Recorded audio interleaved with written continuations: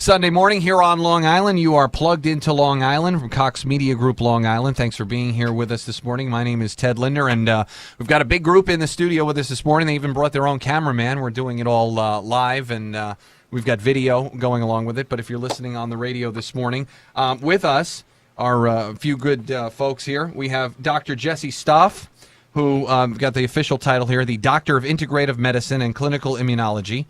And he's also a philanthropist and fundraiser for his program called awarenessforacure.com. Doc, thanks for being here early on a Sunday morning. Thank you so much for having me. Good morning. And Jamie LaMarca is also with us, and she's the Patient Access Manager for the Leukemia and Lymphoma Society. Jamie, thanks for coming in this morning. Thank you. Good morning. So we're going to start here from the beginning. You guys are here. Awarenessforacure.com is the website. Tell us all about it. What do you guys do, and what's it all about? Well, awarenessforacure.com is a new website that I've launched where I'm able to pull together many different resources that have been very disjointed for me in the past. It allows me to put together information about different organizations that are trying to raise money for a good cause, such as the Leukemia Lymphoma Society, and also allows patients to access the information on this website as to where they might be able to get some money and grants to help them with their treatment program. And you are based out of Westbury, correct? That's where your office is? Yes, I am. Yep, 265 Post Avenue. All right, excellent. And awarenessforcure.com. Jamie is here, and you guys are partnering together. And we're going to talk to Jamie in just a few minutes. And you guys have an event coming up in October at Eisenhower Park. Let's talk a little bit first about cancer here on Long Island. Some of the highest rates in the country. Yes, correct? Yes, it is. Unfortunately, that's true. Long Island is considered a cancer cluster. The federal government actually has a website where they track incidence of cancer across the United States. It's run by the U.S. government. It's called the Geographic Information System, the GIS. And you can go there. It's free. And you can look at different areas of the country and see the incidence of different kinds of cancer.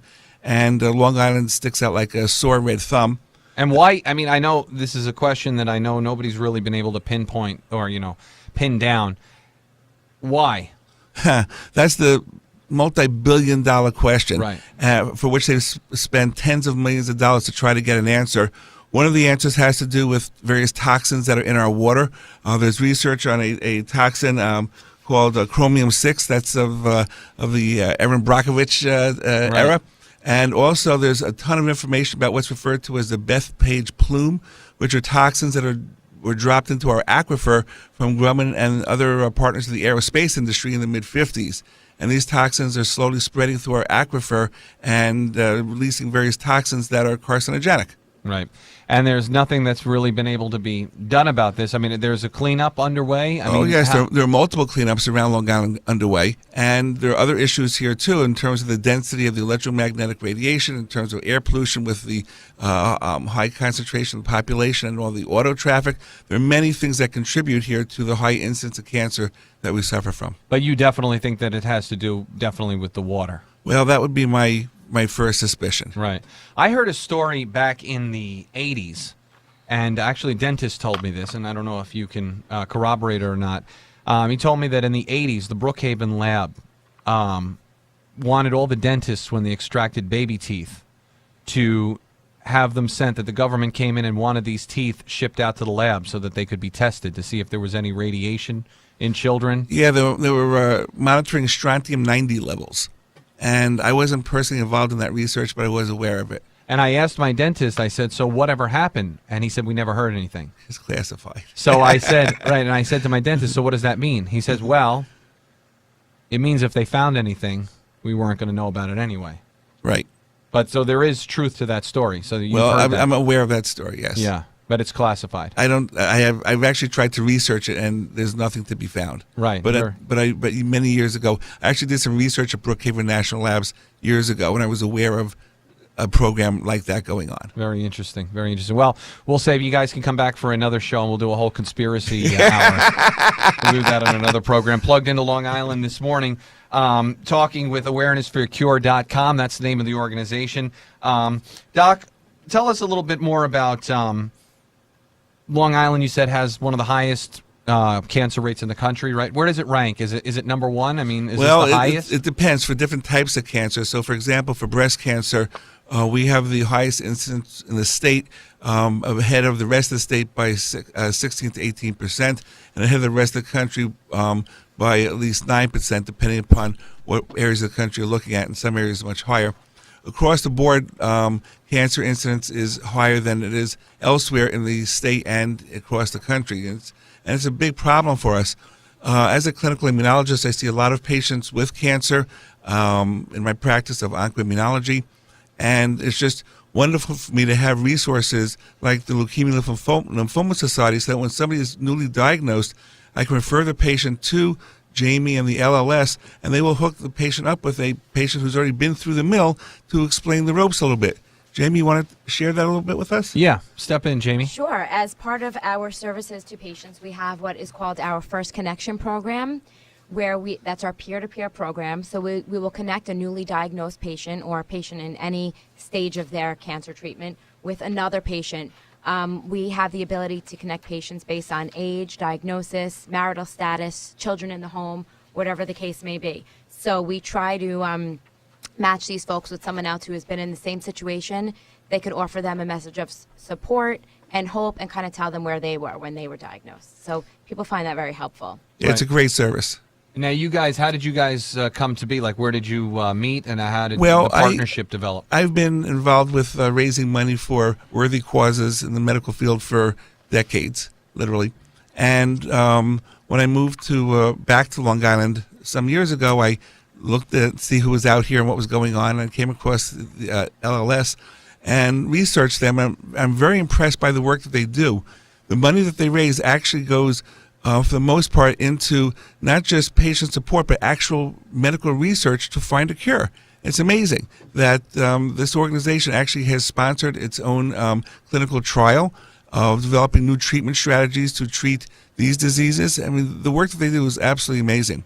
And then on the flip side, they also have a program that is extremely supportive of the patients, in that when somebody has issues with making their co-pays and being able to afford their medical care, they have a program where they can step up and actually help these folks. Jamie, you were telling me before about these cards that you have that you give to patients. Yes. So actually, just also to add on to what Dr. Stoff is saying, in the past 66 years, the Leukemia and Lymphoma Society has invested over $1 billion in cancer research to advance therapies and save lives. In addition, we do offer copay assistance. So last year alone, we gave over $350,000 to in copay assistance to patients on Long Island. Excellent. Now, some of the differences between leukemia and lymphoma.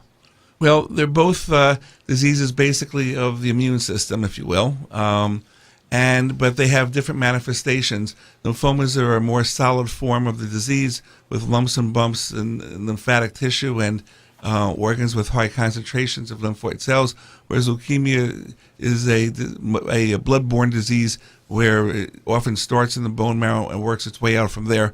Lymphomas don't necessarily start in the bone marrow, but can be much more peripheral. And so you guys now, Jamie, you're with the Leukemia and Lymphoma Society. One of the big ways, of course, to keep the organization going, fundraising, obviously a big part of that. You have a big event coming up in October at Eisenhower Park. You want to tell us about that? Yeah, so that is our Light the Night Walk. It's our evening walk to commemorate and celebrate lives touched by blood cancer. Last year, we had over 3,000 people attend this walk, and we raised over $1.365 million. So this year, our walk is on, like you said, October 21st. And attendees will carry lanterns. So patients and survivors will carry a white lantern.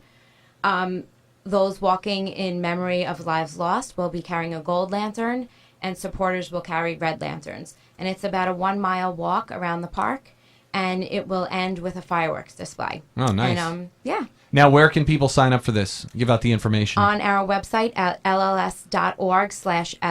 And if they want to get in contact with you, you have a direct phone number? Yes, so if someone is newly diagnosed with a blood cancer, they could certainly reach our information specialist at 1-800-955-4572.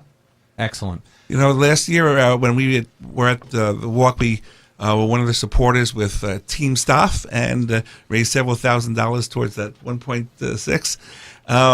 And, you know, the evenings started off as a more festive sort of atmosphere. There were vendors there that had set up and supplied food for the people that were attending and walking.